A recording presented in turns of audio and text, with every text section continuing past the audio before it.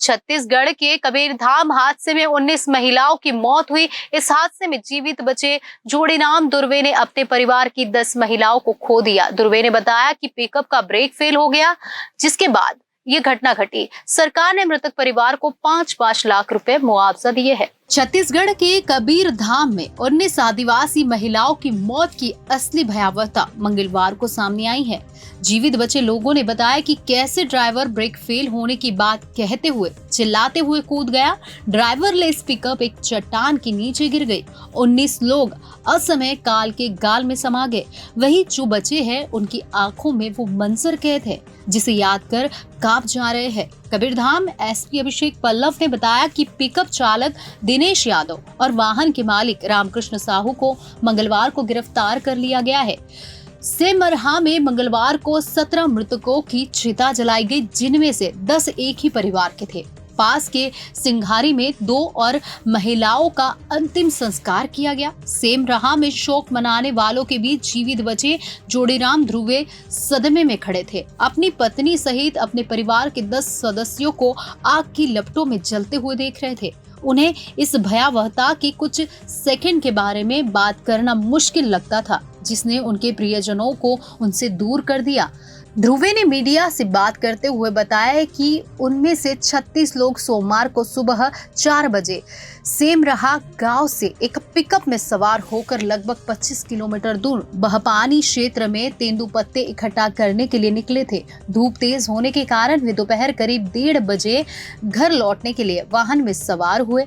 Pickup में मजदूर और तेंदुपत्ते के बड़े बंडल भरे हुए थे, जिस पर सभी महिलाएं बैठी थी। उन्होंने बताया कि जब वाहन बंजारी घाट रोड पार कर रहा था तो ड्राइवर ने अचानक लोगों को नीचे उतरने के लिए चिल्लाया, क्योंकि ब्रेक फेल हो गए थे।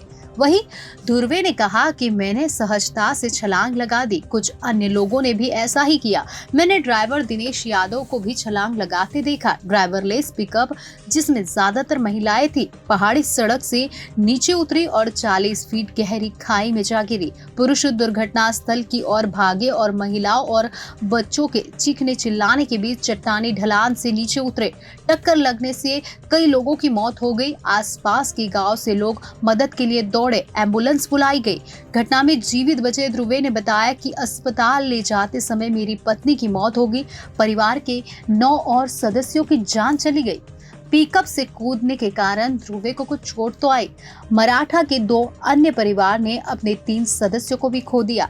कबीरधाम के एसपी अभिषेक पल्लव ने कहा कि चालक दिनेश यादव और वाहन के मालिक रामकृष्ण साहू को मंगलवार को आईपीसी और मोटर व्हीकल एक्ट के तहत गिरफ्तार किया गया।